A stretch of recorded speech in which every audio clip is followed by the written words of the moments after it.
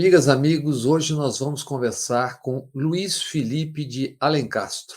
Ele foi graduado em Ciência Política na melhor faculdade de História da França e se tornou doutor pela Universidade de Paris-Nanterre. Na França, por muitos anos, foi professor nas universidades de Rouen e na Sorbonne.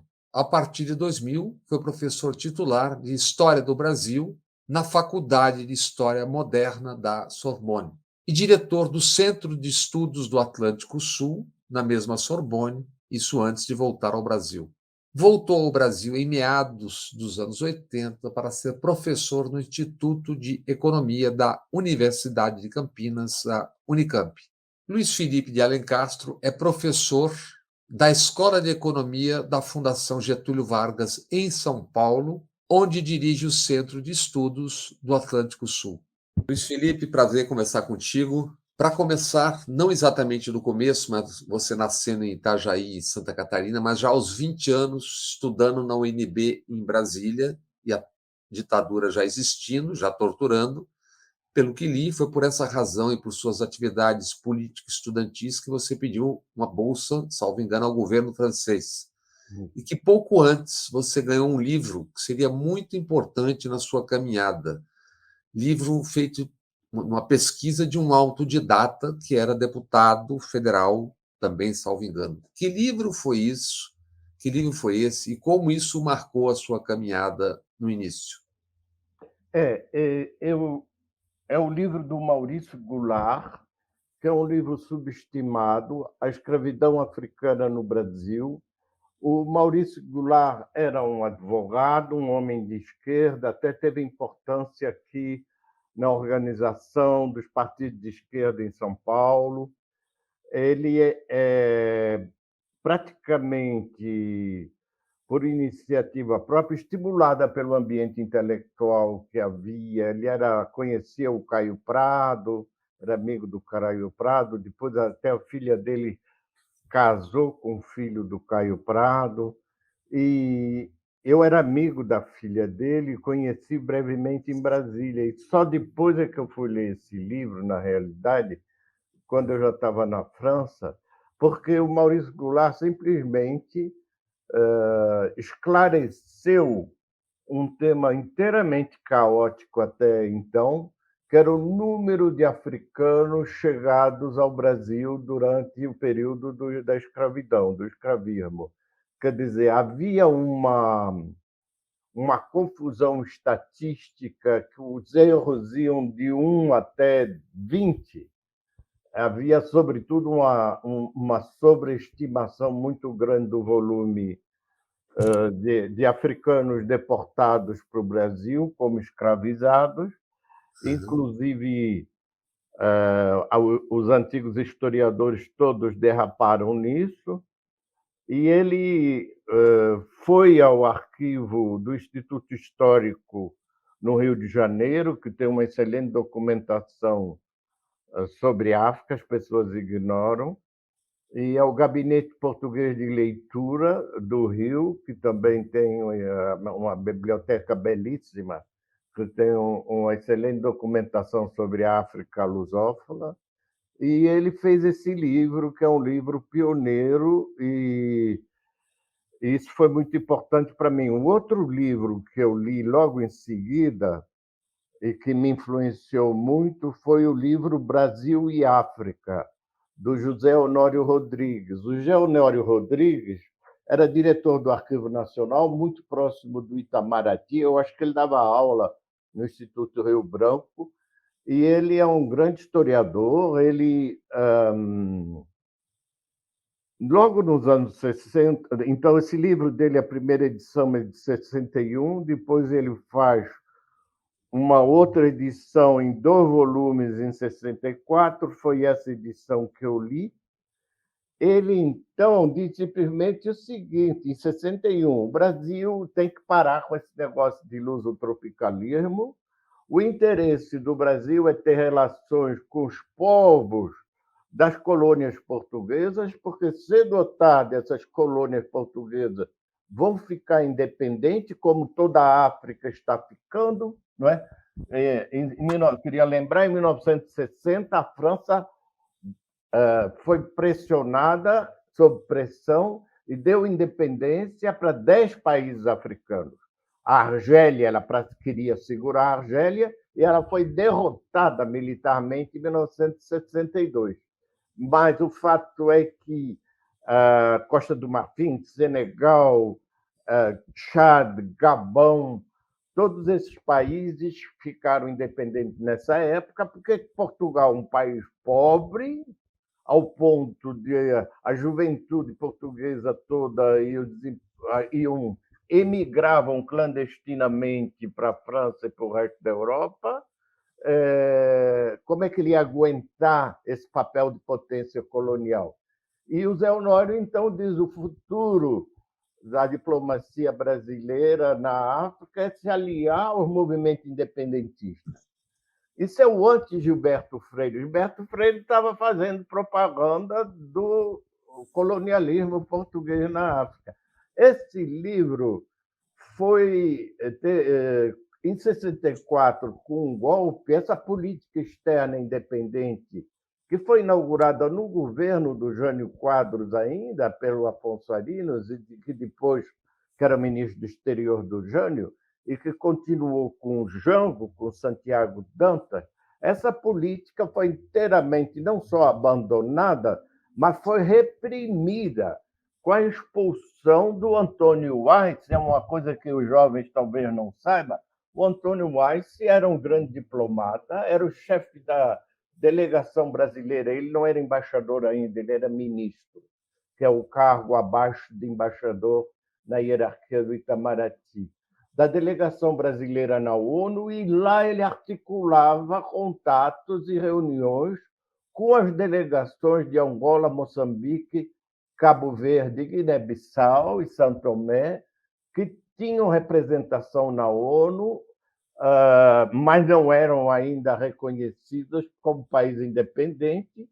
E quando veio o golpe, isso está nos documentos da época e no livro de memórias do embaixador Ovídio Melo. Ele conta, que foi o primeiro embaixador brasileiro em Angola independente, ele conta que o Weiss foi expulso do Itamaraty em 64 a pedido do governo salazarista, veja bem, porque era inimigo de Portugal. Então, esse episódio da política externa independente e esse livro do Zé Honório é muito interessante, porque isso é que vai alimentar depois a política externa do Lula e do Celso Amorim, que o chefe de gabinete do Celso Amorim era o embaixador Samuel Pinheiro Guimarães, que se formou ainda no Itamaraty na época do Santiago Dantas. Eu tenho um amigo que é um crítico literário já falecido, português, que era aliado do movimento independentista. Ele morou em Angola e São Tomé há muito tempo, é conhecido no Brasil, Alfredo Margarido, e que conhecia Agostinho Neto, Samora Machel e, sobretudo, Amílcar Cabral, que é a liderança talvez mais importante, uma das mais importantes dos independentistas africanos, e ele era cabo-verdiano. E o Margarido me disse: o golpe no Brasil atrasou a independência de Angola e Moçambique por 10 anos, porque se continuasse a política brasileira mais explicitamente apoiando o MPLA, o Frelimo e o PAIGC, o movimento independentista, Portugal não ia conseguir segurar, abrir uma brecha. É um ponto de vista, pode ser um certo exagero, mas eu acho interessante registrar. Você citou uma questão que eu sempre me deparo com essa confusão. Qual é o número mais próximo, real, da questão da escravização dos que vieram para o Brasil? Justamente. A partir do trabalho do Maurício Goulart, houve um outro trabalho de sistematização aí global sobre as Américas inteiras, não só sobre o Brasil, porque o livro do Maurício Goulart é de 1948. 20 anos depois, o Philip Curtin, que é um grande historiador treinado em técnica quantitativa, Curtin se escreve Curtin, ele já faleceu também, fez um livro The African Slave Trade, The Census, fez o recenseamento. E o livro dele, então, deu uma primeira base global, e depois veio o database. Você até pode informar os seus internautas, é só procurar no Google Slave Voyage. Slave Voyage. É um database científico, não é uma especulação. Foi organizado pelo David Eltis e a Universidade de Emory, em Atlanta, na Geórgia, que administra. Eu acompanhei os trabalhos da fundação desse database, a primeira pesquisa, e é uma coisa, tem até pesquisadores brasileiros envolvidos, Daniel Gonçalves, o Manolo Florentino, já falecido do Rio, também colaborou. Isso tudo, então, dá uma base hoje muito precisa sobre o número de africanos que chegaram aqui deportados nas Américas. É uma coisa paradoxal, porque a gente não tem números sobre os indígenas, porque não havia um Estado indígena pré-cabralino que pudesse se dar base de um número aproximativo, não é, dos indígenas que havia, inclusive território brasileiro se estendeu. A gente tem um número mais ou menos global dos imigrantes, mas a gente tem um número muito preciso dos africanos deportados entrados. Por quê? Porque era um comércio.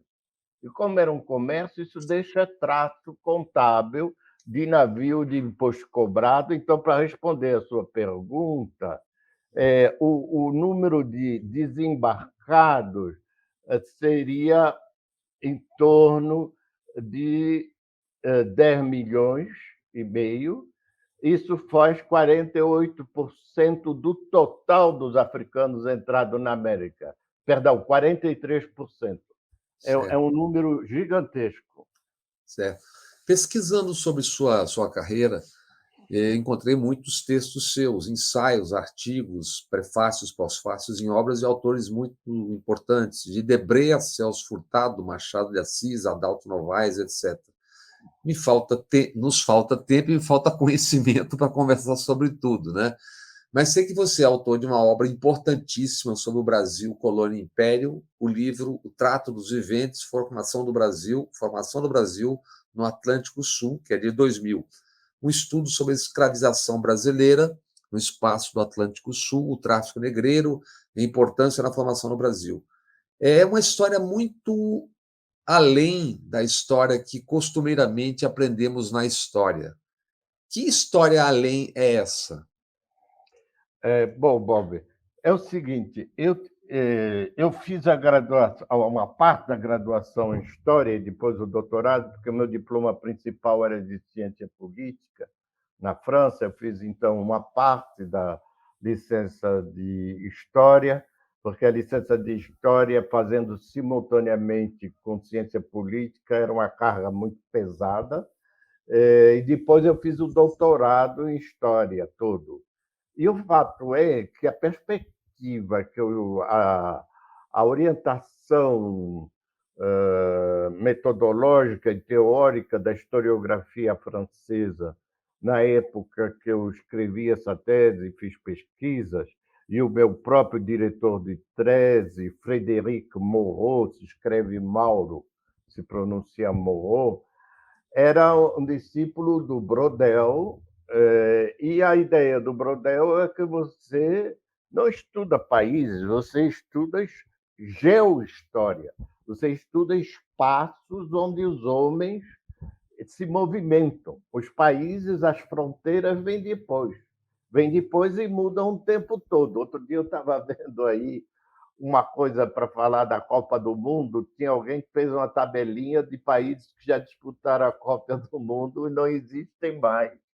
Então, isso, RDA, União Soviética, Iugoslávia, enfim, isso foi para o espaço. É só no Brasil que se acha que Cabral descobriu o Brasil prontinho com Oiapoque e Tocantins, já a divisão interna e tudo. Não estou mentindo. Se você for procurar, está no ensino médio que Cabral chega em Porto Seguro e aí já está o desenho da fronteira brasileira atual, entende? Como se elas fossem eternas. Isso é um paradoxo, porque você aí não entende que não era propósito de volta à ideia inicial do Caio Prado. O propósito dos europeus nem era não era nem fazer colônia, no começo era uma série de feitorias para explorar isso aqui. E num processo de exploração que era transcontinental, porque o açúcar vem de fora, a tecnologia para fazer o açúcar, eu digo, a cana-de-açúcar vem de fora, né? A tecnologia para fazer o moinho vem de fora, já era uma tecnologia conhecida há 1.000 ou 2.000 anos no Mediterrâneo e depois, mais tardiamente, na Ilha da Madeira. E o trabalhador essencial é o escravizado africano. Então, tudo vem de fora. Quem vai trabalhar no engenho, o engenho e a planta, a cana. Evidentemente, isso não era feito para vender rapadura para os índios. Isso era feito para exportar açúcar para o mercado europeu. O açúcar era uma commodity importante, é ainda uma commodity importante. Então, o país foi organizado assim. No desdobramento dessa exploração, as coisas vão ficando mais complexas e se desenvolve aí, só a partir da época do ouro, um território mais amplo, porque o ouro vai atrair o comércio todo para a zona de Minas, não é só Minas Gerais, porque é um polígono, você tem Minas Gerais, Mato Grosso, Goiás e o oeste da Bahia também. Isso tudo, então, vai atrair tropa do sul do Brasil, gado e mula, gado do sertão do São Francisco e do Maranhão, e, evidentemente, mercadoria de Portugal, da Europa e escravizado da África. Isso é que vai constituir o Brasil. É, aliás, a ideia do... Eu aqui vou de encontro, adiro, enfim, me apoio na ideia do Celso Furtado, que você citou, e do Antônio Cândido, que em 1959, sem se conhecerem na época, enfim, sem se conhecerem pessoalmente, escreveram 2 livros essenciais, que um é a formação da literatura brasileira e outro é a formação econômica do Brasil. E o Celso Furtado diz, no plano econômico, se constitui uma economia colonial de verdade com a emergência do ouro, que vai unificar as outras economias regionais, não é? Logo no interior do Brasil, mudou o centro dinâmico, como ele chama. O centro dinâmico era o litoral. A partir do ouro, o centro dinâmico vai estar no interior do Brasil. Hoje a gente acha moleza e Ouro Preto, mas naquela época era uma pauleira, né? E Minas Gerais foi toda construída antes de ser capitania. E o Antônio Cândido diz uma coisa análoga. Ele diz: literatura local, nacional, literatura brasileira é quando tem escritores do Brasil escrevendo sobre temas brasileiros para leitores brasileiros, porque antes os escritores daqui escreviam poemas onde tinha as pastorinhas do Mondego, os trigais de Coimbra, não tinha nada a ver, nem a natureza daqui, não é? Era outro papo. E aí vem essa literatura mineira, a literatura barroca mineira, que vai falar índio, vai falar de escravidão. Ele diz isso é o prefácio célebre da formação da literatura brasileira, onde fala aí vai criar um sistema literário. Então, isso é o papel do século XVIII, mas tudo isso não teria sido possível se não chegassem acorrentados continuadamente africanos para pegar no pesado aqui e permitirem que se construísse a rede em torno de Minas Gerais, no interior, e mantivessem atividade a indústria açucareira do litoral. Veja bem, é simultâneo, porque se não houvesse tanto africano chegando aqui, não seria possível manter os canaviais e os engenhos com a concorrência que Minas Gerais fazia para comprar escravizado, para ter escravizado nas minas de ouro e nas atividades de infraestrutura, não é? Derrubar morro, desviar riacho, plantar comida, fornecer comida, fazer casa, fazer igreja. Tudo isso, a maioria dessa atividade, o braço é o escravizado. Então, o que eu quero dizer é que você pensar o Brasil sem pensar a África em geral portuguesa e Angola, as coisas aqui não fazem sentido. Uhum. E é tudo que eu escrevia em torno disso. Além da barbárie e do horror da escravização, você trata também da ilegalidade depois dela ter teoricamente sido extinta. É. Como isso foi possível? Por quanto tempo o faz de conta que depois acabaria? E quem negociou com quem e como? E o quê?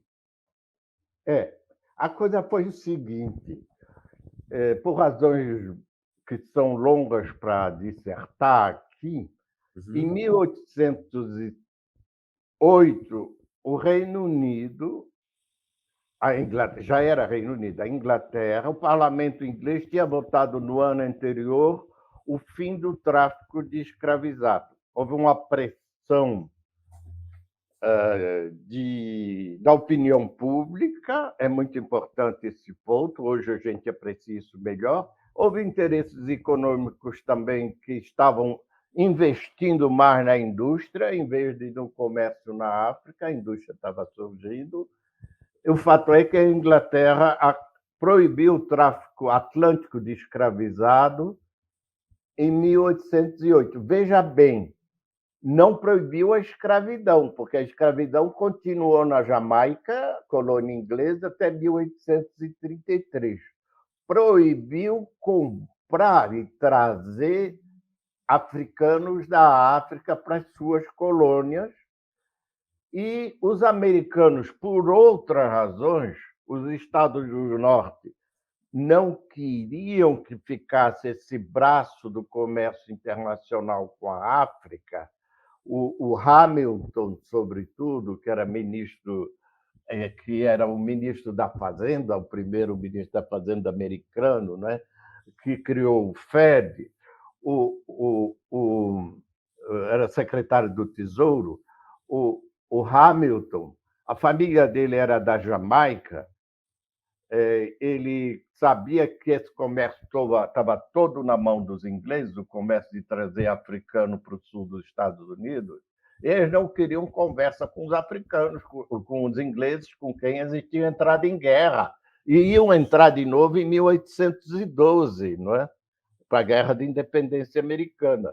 Eles, então, forçaram os estados do Sul a aceitar a acabar com o tráfico de escravizados em 1807. A combinação foi feita na Conferência de Filadélfia em 1777.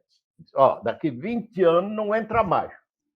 Bom, a partir daí, os ingleses, sob pressão dos colonos deles na Jamaica, porque o produtor de açúcar jamaicano e seus representantes no parlamento britânico, eles tinham um lobby importante, dizia, mas pomba, a gente não pode trazer mais africano. Como é que a gente faz quando os nossos morrem aqui? Isso vai encarecer o preço do nosso açúcar. Enquanto isso, Cuba e o Brasil estão aproveitando que a gente não traz mais africano para cá e vão lá na África comprar quantidades enormes de africanos que eles levam, respectivamente, para Cuba e para o Brasil. Nós estamos diante de uma. Quer dizer, os escravistas queriam que os escravistas ingleses queriam que a Royal Navy, a Marinha de Guerra Britânica, e o governo inglês reprimisse o tráfico no Brasil, tá bom? Isso Certo. antes da independência do Brasil. É como hoje querer ter bomba atômica. Não pode. Você pode vir um governo doidão aí, os Estados Unidos não deixam. Só Eles quem já tem. têm, Só quem já tem. só quem já tem. E ali não pode, só quem já tem. Não pode, não pode. E aquilo era uma questão que a independência brasileira, o Brasil herdou esse contencioso jurídico. Em 1831, o parlamento brasileiro votou uma lei proibindo a entrada de africano no Brasil. E que a lei dizia: quem o africano que pisou aqui não é mais escravo, é um homem livre. 2, quem mantê-lo na escravidão está sequestrando pessoa livre. Então, está submetido às penas da lei por sequestro de pessoa livre. Ora, depois dessa proibição, entraram 750 mil africanos. Por mais 50 anos, 30 anos. Não, 20 anos. 20 anos. 19 anos, até 1850. 20 anos e faz de conta. De faz de conta. Mas, parava até dentro da Baía de Guanabara. Mas tinha uns esquemas lá, Restinga de Marambaia, Cabo Frio, sabe? E os caras soltavam pandorga, esquema igual o pessoal do tráfico, amor, para dizer que o navio podia entrar, entendeu? Tinha um esquema lá. E isso entrou aos olhos de todo mundo, porque tinha milhares, centenas, milhares de africanos na cidade que não sabiam português, eles não chegaram a nada, eles eram escravizados, eles tinham sido comprados em algum lugar. Bom, em 1850, tem um ministro da Justiça, Eusébio de Queiroz, que é avisado pelos ingleses, pela frota inglesa que passou aqui indo para Buenos Aires, a frota de guerra, disse: a nossa ordem é dar um pau aí em vocês, é bloquear a Baía de Guanabara, se vocês não acabam logo. Aí ele chamou o pessoal e disse: a lei de 31 está revogada, agora vai ter uma nova lei votada no parlamento que acaba com o tráfico. Essa lei é para valer, hein? Não é para inglês ver, não, é para todo mundo. Aí, tudo bem. A lei disse: quem cometia, quem estava no termo da lei de 1831, correndo o risco de ser acusado como sequestrador, não vai mais ser acusado, a lei está revogada. Mas a outra parte da lei não foi aplicada. Qual é a outra parte da lei? Libertar os sequestrados, libertar quem estava ilegalmente no cativeiro, não é? Então, essa foi a cara de pau da justiça brasileira quase toda, fora um outro delegado ali, e, sobretudo, Luiz Gama, o militante, jurista, sem ter sido advogado, mas ele entendia de direito, ex-escravo negro, ex-escravizado, que começou a levantar nos tribunais casos notórios de africanos que tinham chegado depois da lei de 1831 e que, portanto, eram livres, e os filhos deles também eram livres, não é? porque passava pela... Quem era filho de escrava era escravo, do ponto de vista da lei brasileira da época. A partir daí, ele começa a ir nos tribunais e exigir que se aplique a lei. E conseguiu libertar 500 africanos. Mas quando ele morre em 1880, ainda havia 1,5 milhão de africanos escravizados ilegalmente. Quer dizer, as últimas duas gerações de escravizados do Brasil, do ponto de vista do direito brasileiro, não eram escravizados. Era gente livre, mantida ilegalmente na escravidão. Eles, os filhos deles e os netos deles. Esse é o escândalo da escravidão no Brasil na segunda metade do século XIX.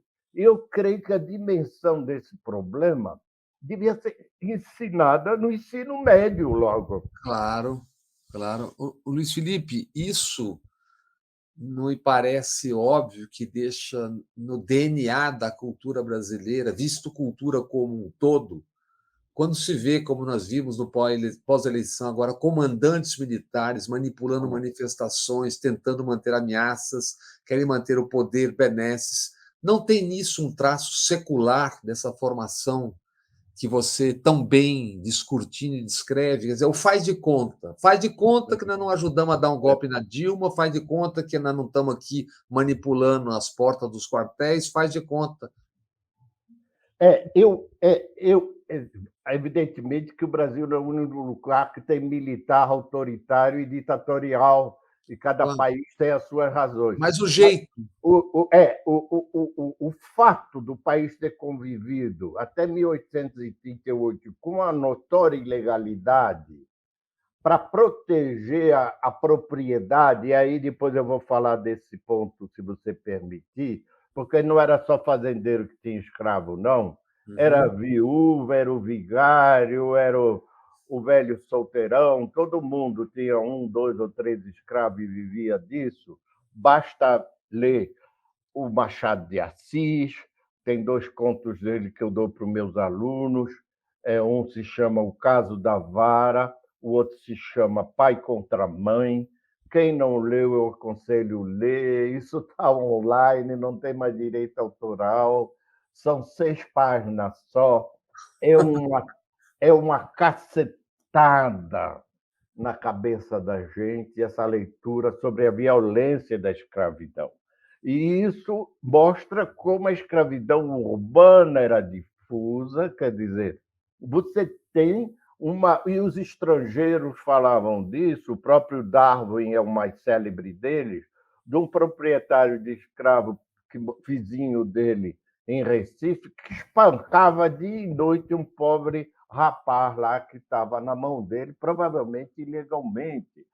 Esse sadismo, essa convivência que você tem na capital do Brasil, onde 42% da população era escravizada em 1850, era a maior concentração urbana de escravos das Américas. Só tinha algo parecido em Roma, mas Roma tinha 1 milhão de habitantes há 2.000 anos e tinha uma proporção maior de escravizados, mas não tinha cidade moderna nenhuma que tivesse 42% da população escravizada.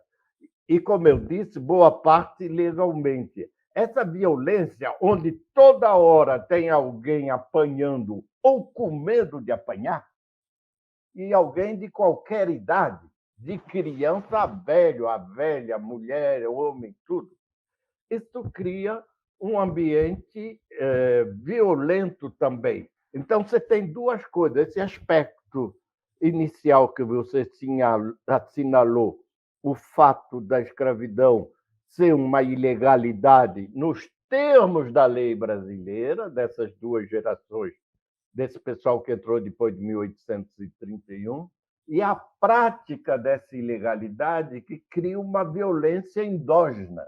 Entende? Explica tanto essa truculência dos generais que dizem que a eleição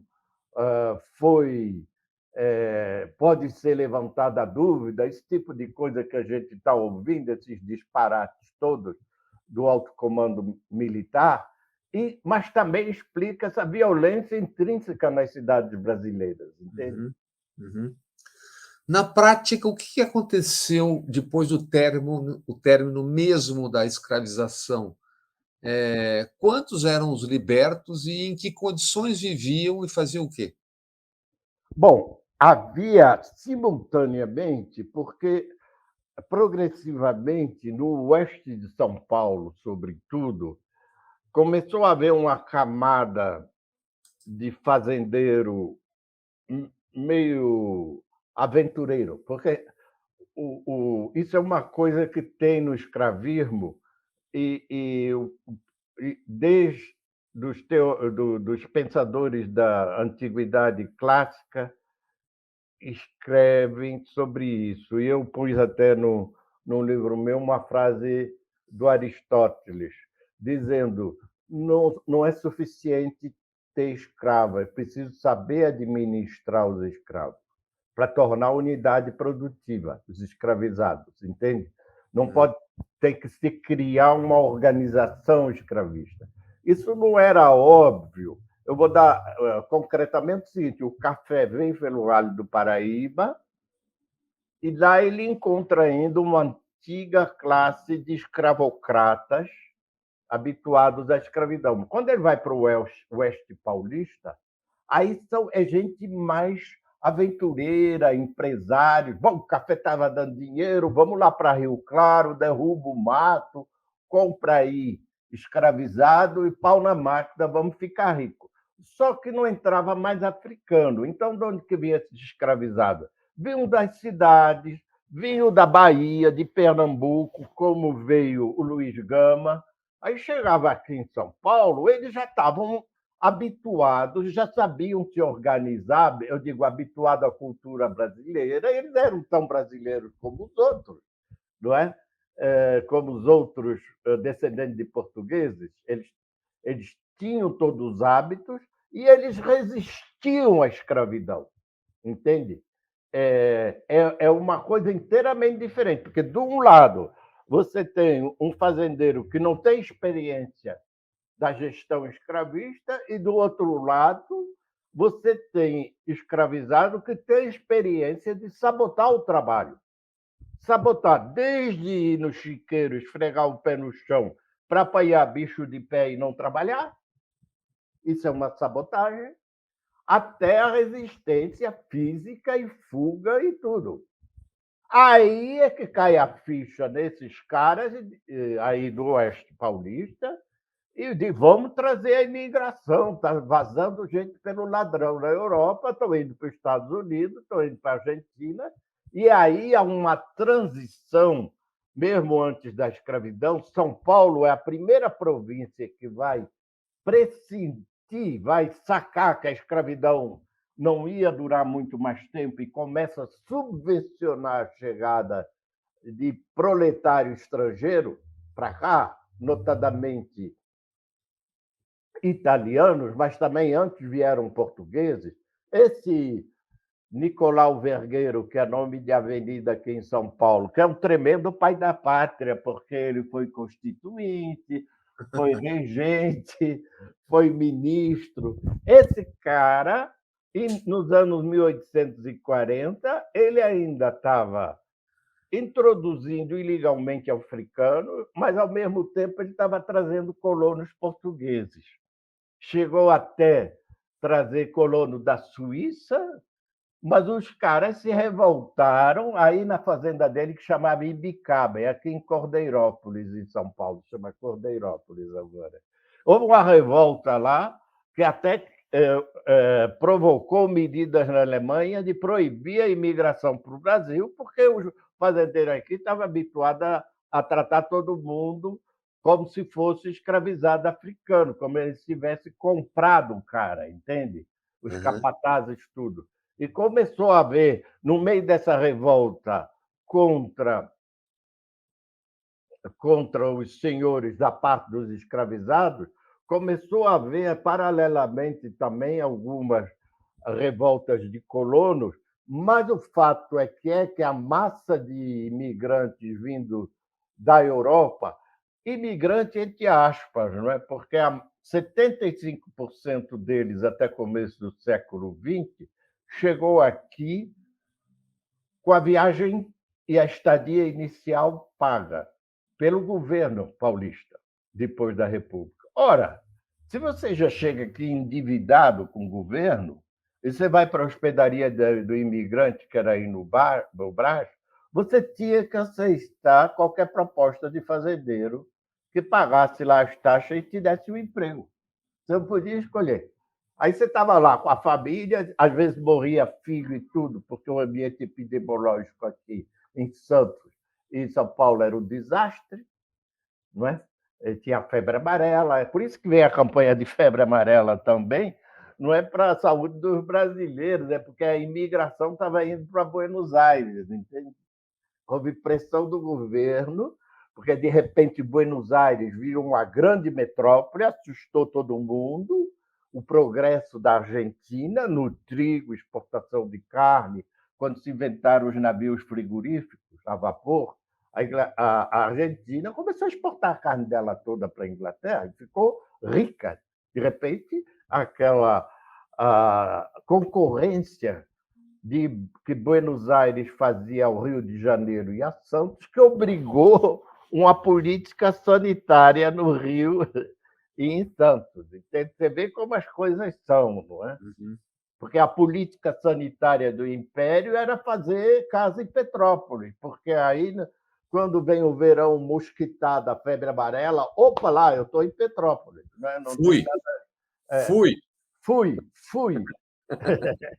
Fui com a minha família e vocês aí que se Se virem. virem. É, e aí os fazendeiros disseram, não, espera aí, tem que fazer uma política sanitária aí para acabar com a mosquitada, senão não vem mais imigrante. Isso ajudou a modernizar o Brasil, entende? Essa Tá. dinâmica. Antes, Evidentemente, não tinha lugar aí, os ex-escravizados ficaram frente a uma concorrência que eles não tinham condição de pegar, porque esses imigrantes já chegavam com trabalho, já tinham financiamento para se instalar nas terras e os ex-escravizados nada. Aliás, o Celso Furtado foi o primeiro a apontar isso no livro dele, em 1959, Formação Econômica do Brasil, como os imigrantes tinham financiamento do governo para se instalar e os ex-escravizados nada. logo em seguida, eu vou pegar uma vereda ainda, né, do seu trabalho, mas eu queria te fazer uma pergunta. O que você acha de, por exemplo, uma cidade como Salvador ou o próprio Rio não deveria ter um moderno, muito bem constituído espaço moderno, tipo o Museu da Palavra, o Museu da Língua Portuguesa, que tratasse da diáspora africana nas Américas, ou no mínimo no Brasil, que desse a dimensão que isso teve, independente no ensino, nas escolas, tal, tal. Não Você caberia o Brasil ter uma coisa como essa? caberia perfeitamente, inclusive há lá no Valongo o cais onde desembarcaram dezenas de milhares de africanos, legal e ilegalmente, como a gente viu, porque antes de 1831 era legal, eles embarcavam lá também, lá no centro do Rio. Aquilo foi decretado pela Unesco museu, como é que se diz, patrimônio da humanidade. E quando isso foi decretado, o Brasil assumiu o encargo de criar um grande museu ali, que tem, mas ainda é uma coisa que não pegou a dimensão que devia ter tido, porque este governo, como os próprios governadores do Rio, que deviam incentivar isso, deixaram de lado, entende? É que eventualmente estão presos. Perdão, pois é, os governadores. Pois é. Mas a Bahia também tem uma cultura muito forte. E tem aquele porto, aqueles armazéns todos. Aquilo ali poderia fazer uma coisa extraordinária. Mas a Bahia ainda tem muito disparate. Tem lá uma estátua no Hospital Santa Isabel, que era Ali em Nazaré, o no bairro de Nazaré. que era a Casa de Misericórdia, aquela estátua é, é, é, de um comendador que era um traficante. E depois deu a fortuna dele toda de escravizado em um traficante muito importante. E ele, eu não estou dizendo para ir derrubar a estátua, mas a estátua tem que sair de lá e ir para o museu. É como se faz na Alemanha, em Berlim, tem um museu para estátuas que não têm mais razão de ser ou que são totalmente ignóbeis e inadequadas a um espaço público. Estátua do nazismo, até estátuas do período comunista, que não, os alemães acham que não tem mais nada a ver, estátuas da época do Kaiser, do Império Alemão, estátua racista, tudo aquilo foi posto no museu. Quer ver essas estátuas? Vai lá ver no museu e lá tem a explicação. O Museu das Vergonhas. O Museu das Vergonhas, Museu das estátuas que perderam a moral. Mas não pode ficar na frente. Essa estátua. Então, a própria Bahia tem essas coisas lá que ainda precisam ser reavaliadas, não é? Uhum. Entendeu? Também. Eu estou falando da estátua do Comendador Pereira Marinho. É um acaso conhecido, mas faz parte. O que eu estou dizendo é que, mesmo a cultura na Bahia, com uma cultura forte afro-brasileira, o Rio também tinha uma população afro-brasileira e africana no século XIX, muito mais importante que a da Bahia. Só que depois veio a imigração portuguesa por cima. A Bahia não teve isso, entende? Está lá. Tá lá. Você diz, o Brasil deu errado no século XIX porque os governantes, a elite do país, tomou o bonde errado em 1822 e o preço foi pago. O Brasil pagou por sua independência. Que preço foi esse? Como foi pago? E quais as consequências? E o preço é esse. Quando houve a independência, o imperador, sobretudo, a coroa, o José Bonifácio, que era o homem mais lúcido dessa equipe toda do poder, do governo, porque ele era um cientista, ele tinha viajado pela Europa. Ele era, para quem conhece história americana, parecido com Benjamin Franklin. Ele que teve uma carreira de cientista na França e na Inglaterra. Podia ter ficado Ele era da Filadélfia, podia ter ficado na Europa, mas resolveu vir para o movimento de independência. O Zé Bonifácio era membro da Academia de Ciências da Suécia, ele era mineralogista, tinha sido chefe de polícia do Porto, enfim, ele era um quadro da administração portuguesa. Quando veio a independência, na Constituinte, ele viu que era uma roubada o negócio do tráfico de escravizado. Repito, não da escravidão. Uhum. Porque a escravidão tinha nos Estados Unidos, tinha na Jamaica, em toda parte. Ele viu, ele sabia perfeitamente que aquilo era um problema que podia inviabilizar o governo do Pedro I, do Rio de Janeiro, porque o embaixador britânico disse que reconhecia a independência do Brasil imediatamente, sem negociar com Portugal.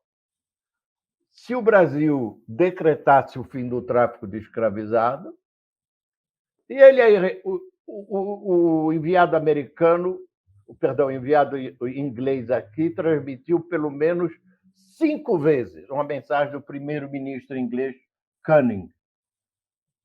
Porque você imagina que a diplomacia britânica tinha um sistema de informantes e de espiões em toda parte. Eles sabiam quem era quem aqui no Brasil. Não é? Nem precisava de espionagem, bastava ver o business Tinha vários... Não precisava da NSA ouvindo Não, tudo. nada. Não precisava do MI6, tinha já os próprios banqueiros ingleses aqui, os grandes negociantes ingleses, que davam informação para a embaixada. Tinha um grande comerciante lá na Bahia, eu até fui ver o túmulo dele lá em inglês. Esse cara sabia de tudo e contava para o cônsul inglês da Bahia. Então, eles deram um ultimato para o governo brasileiro. Ou você reconhece, se você reconhecer agora, fizeram uma proposta. A gente livra vocês da pressão portuguesa.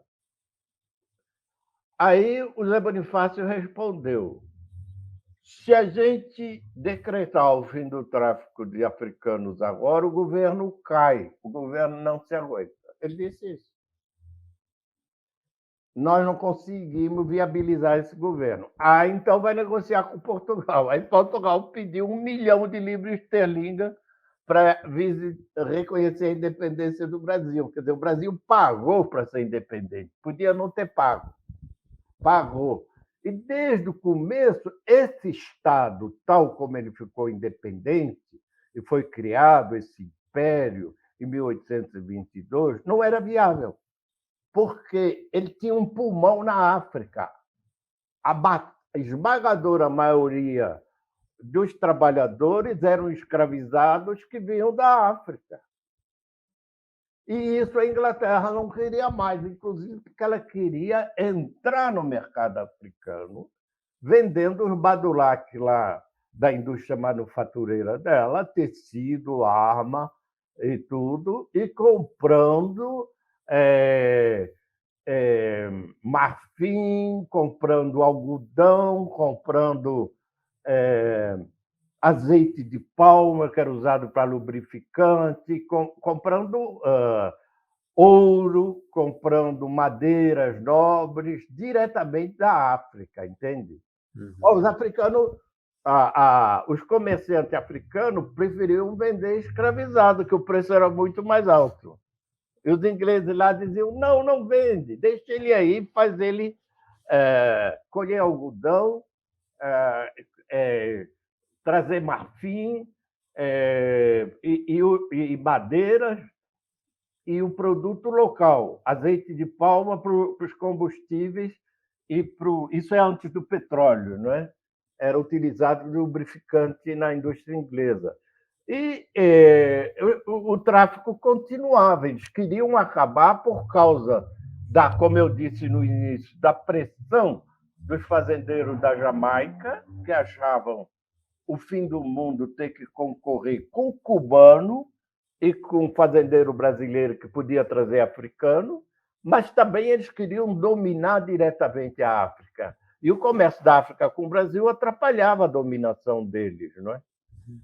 Esse é um ponto essencial para entender o rolo que o Brasil conhece logo na independência.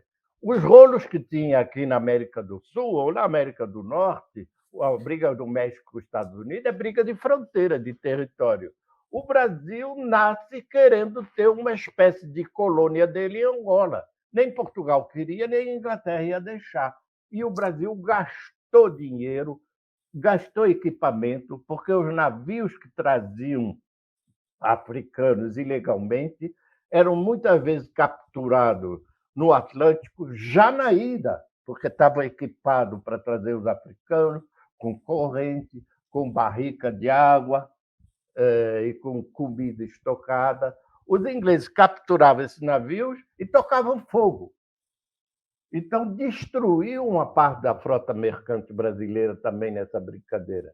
E foi até 1850 tentando adoçar lá a boca dos ingleses, fazendo tarifa favorável à importação de manufaturado inglês. Aí já é esse o preço que pagou.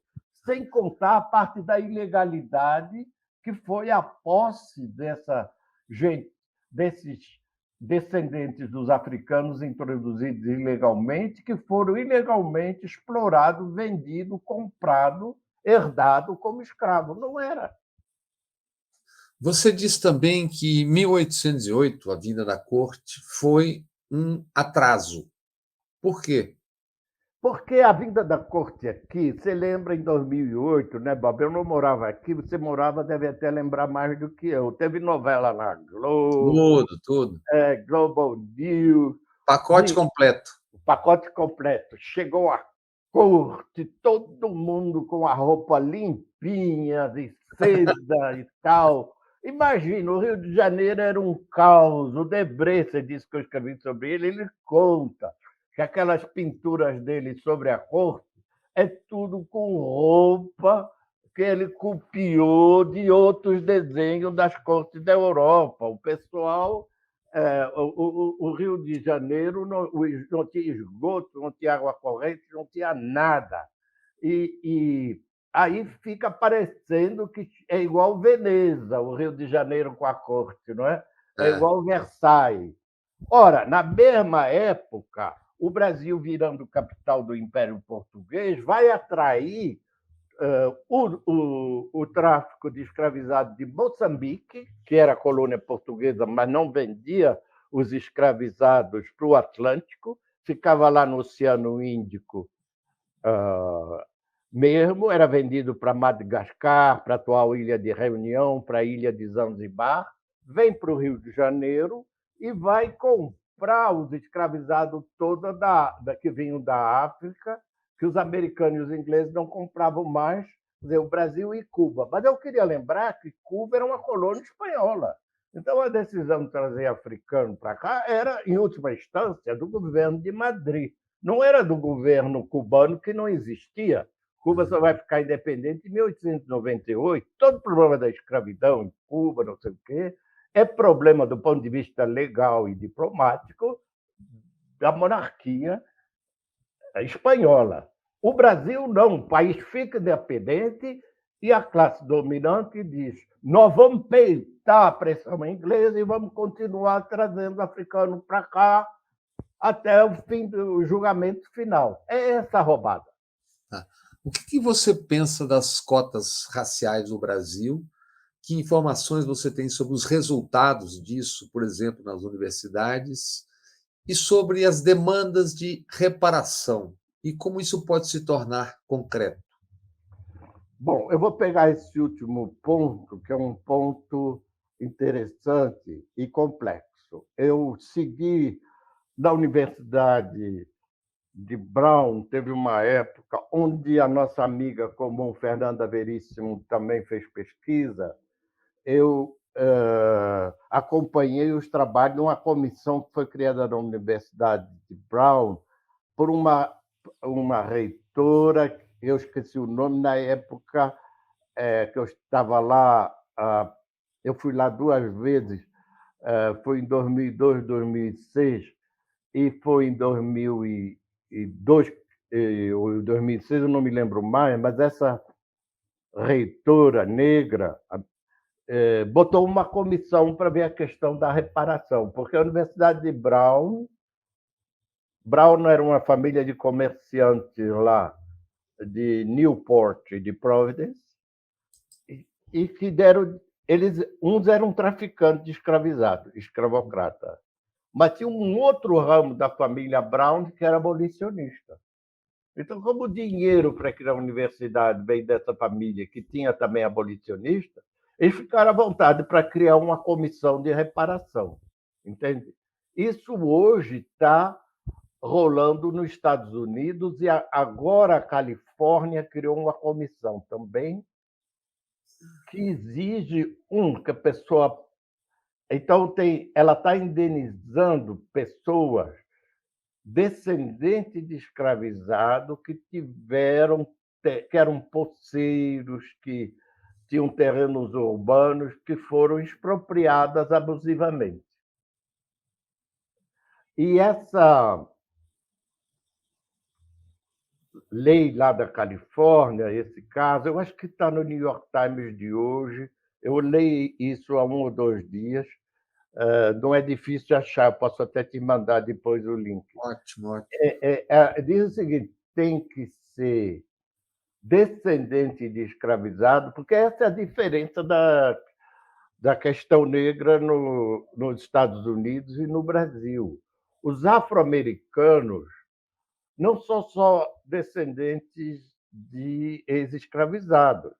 A maioria deles, atualmente, até ou boa parte, não há estatística precisa com isso, assim tão precisa, mas também há muitos descendentes, ou até recentemente chegados, e no século XX inteiro, do Caribe britânico, da Jamaica, Porto Rico, que era colônia espanhola, que os Estados Unidos roubaram em 1888, que é território americano, de São Domingos, do Haiti, República Dominicana e da própria África, como o pai do Obama.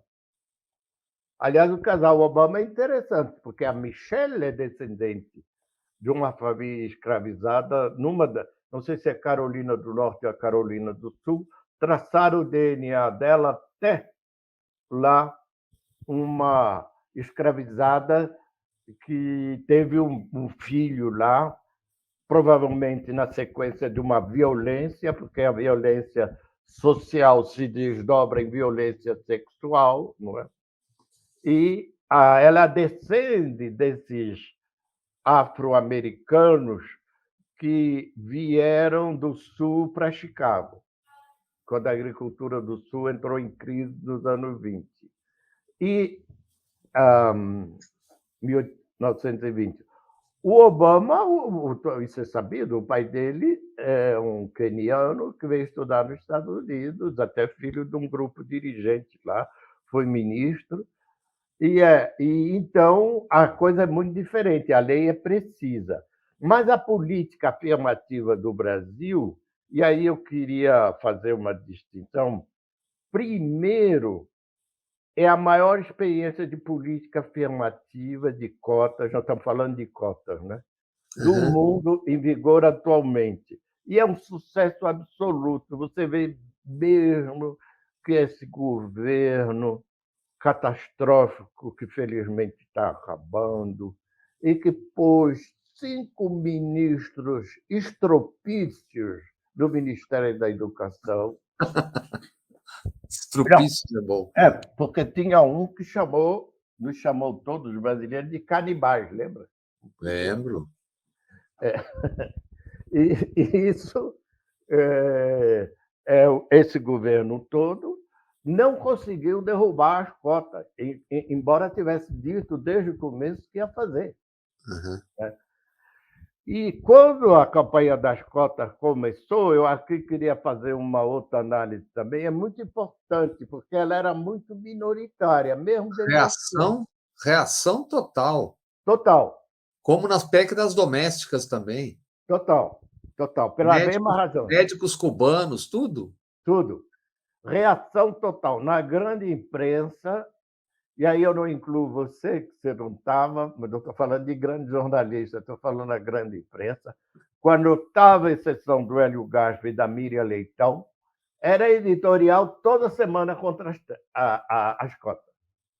No nosso meio universitário, eu sei porque eu tive muito envolvido nisso. Eu fui acusado de ser racista, até de nazista e partidário do apartheid, por colegas que diziam que as universidades brasileiras iam ficar a fogo e a sangue por causa das cotas e da antagonismo que isso criar. Ora, as cotas já existiu em 2012 há 10 anos e tem mais 10 anos. Eu quero, aliás, agora que esse pessoal venha pedir desculpa. Todo esse pessoal que estava dizendo que seria uma catástrofe, Cadê?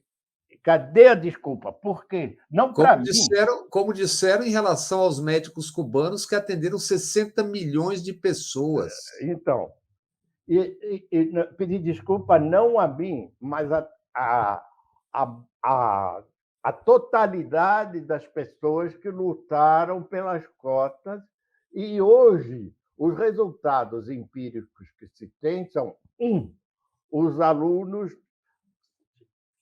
cotistas são tão proficientes, tão estudiosos e têm resultados tão bons e, às vezes, melhores do que a média dos estudantes.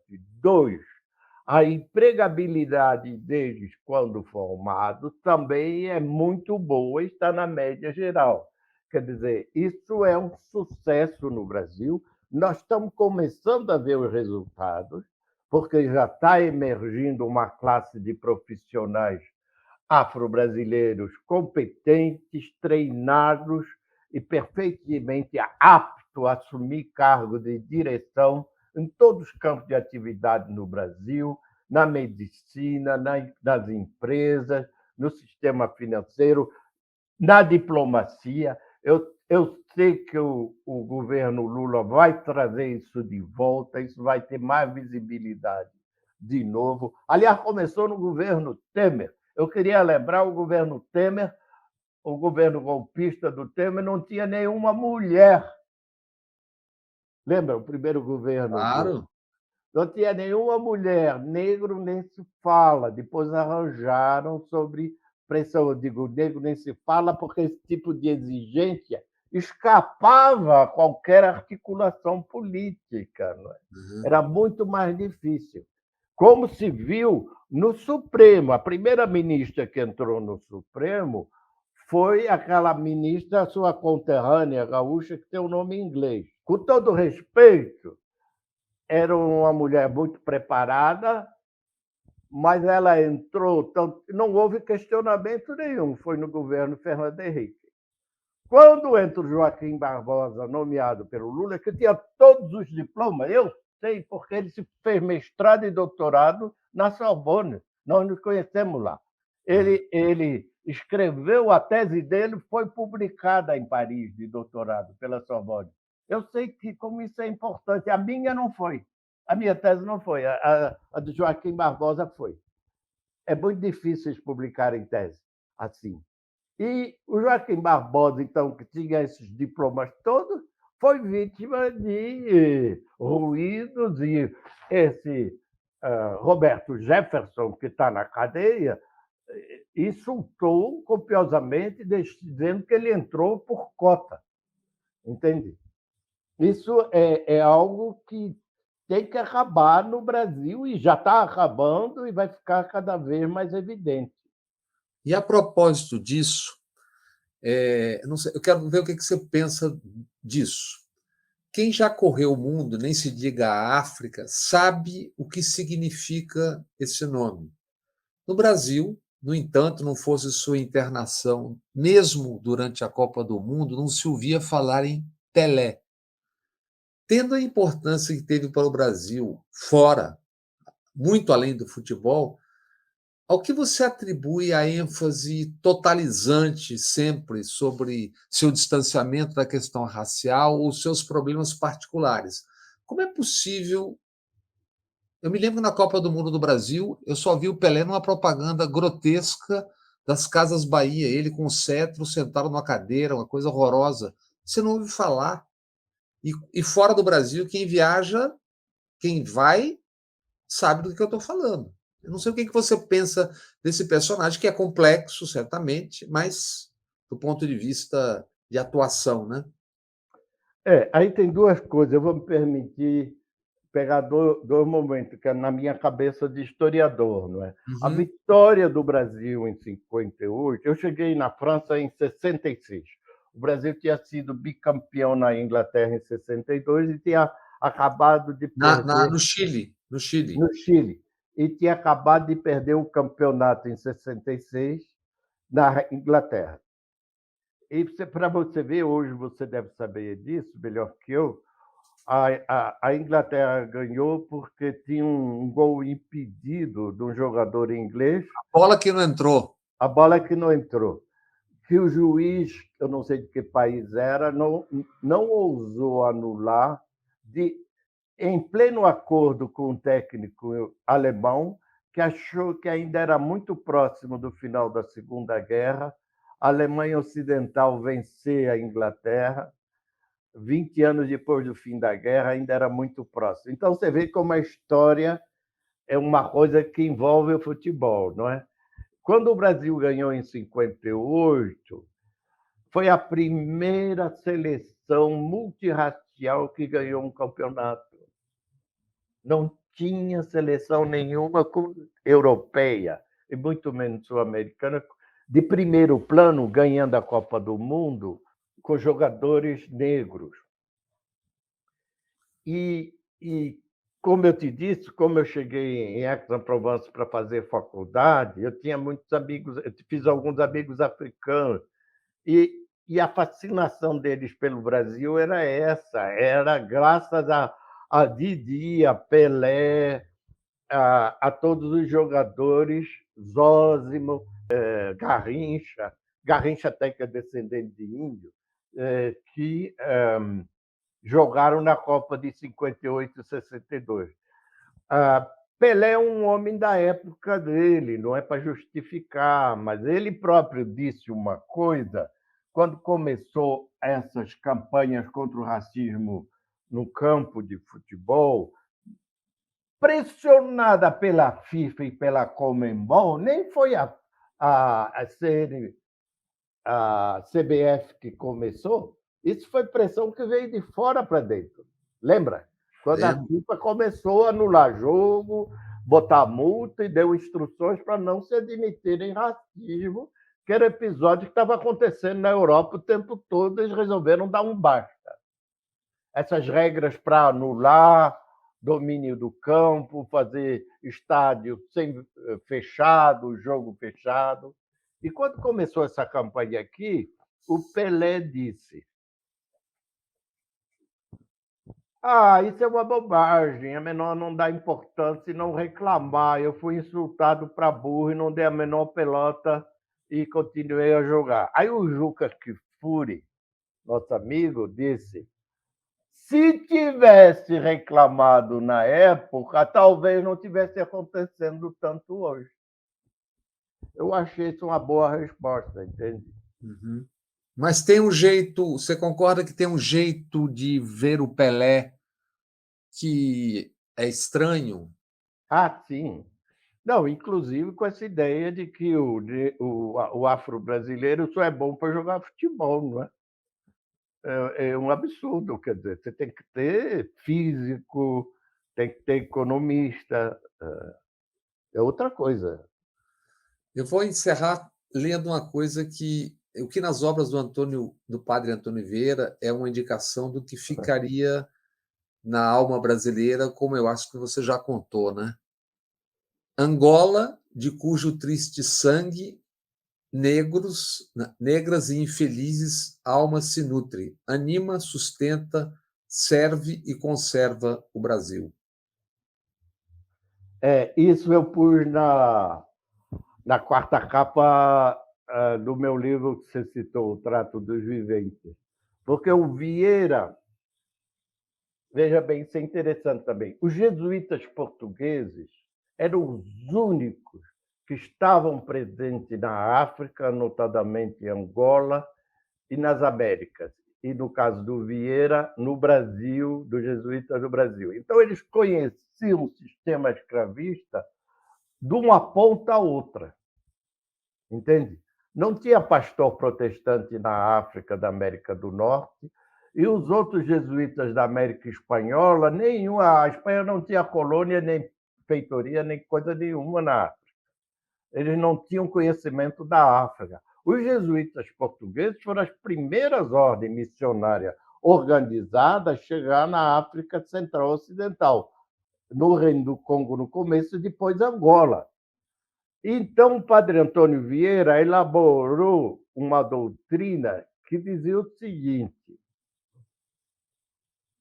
os africanos em Angola é muito difícil evangelizar, porque é uma resistência da comunidade dos povos que moram em Angola, não é do reino de Matamba, do reino do Dongo, reino de Kassange, todas essas regiões, você tinha uma resistência contra a pressão da pilhagem portuguesa, mas também contra a religião, quando era possível. Embora o Papa tivesse conseguido manobrar um pouco melhor no Congo, que fez relações de amizade com o rei lá do Congo. Mas é outro episódio. Então, o que dizia o Vieira, a experiência dele, e ele é um dos raros homens do século XVII, um dos raros europeus. Ele foi criado na Bahia a partir dos 14 anos, nasceu em Lisboa, mas ele era também um diplomata de mão cheia do rei João IV, teve missões secretas na Holanda, foi enviado especial em Paris e em Londres, em Roma. Quer dizer, ele era um homem que conheceu o topo da diplomacia europeia e 6 meses depois ele estava lá no interior do Rio Madeira, explicando lá para um capitão português que queria atacar uma tribo do outro lado do rio, dizendo que a tribo era rebelde, que eles não podiam ser rebeldes porque eles não eram súditos do rei de Portugal. Eles eram um povo independente. Então, ele não tinha autorização nenhuma para ir massacrar esses índios, nem escravizar, porque era outra nação. Só é rebelde quem é súdito do rei. Ele está explicando no meio da mosquitada lá do Rio Madeira, e 6 meses antes ele está com os diplomatas europeus em Paris, em Roma e em Amsterdã. Esse homem que tem essa experiência global do capitalismo comercial do século XIX e é um jesuíta português que tem que justificar por que os jesuítas estão em Angola se não fazem nada lá, não catequizam os africanos lá, e vem, ele chegou aqui tudo pagão. Mas justamente, diz ele chegou aqui pagão, mas aqui eles viram cristãos. Então, a deportação deles para cá é a primeira viagem que abre a via para a segunda viagem, da terra para o céu. Ele vem da África para cá, é a primeira viagem, chegam na Bahia, eles vão para o céu, porque viraram cristão, porque aqui não tem resistência à evangelização. Então, ele justifica o tráfico e, ao mesmo tempo, diz que os senhores de engenho tinham responsabilidade de evangelizar os escravizados. Eles próprios eram proprietários de escravos no Colégio da Bahia. A maior fazenda escravista das Américas era a fazenda de Santa Cruz, no município do Rio de Janeiro, onde tem a base aérea, que era uma fazenda jesuíta que tinha 1.200 escravizados africanos, mais 2 aldeias de índios de apoio para os trabalhos lá. Luiz Felipe, maravilhosa aula, muito obrigado por essa conversa. Espero que voltemos a conversar depois também. Tá bom. Um grande abraço. Um abraço, obrigado, hein?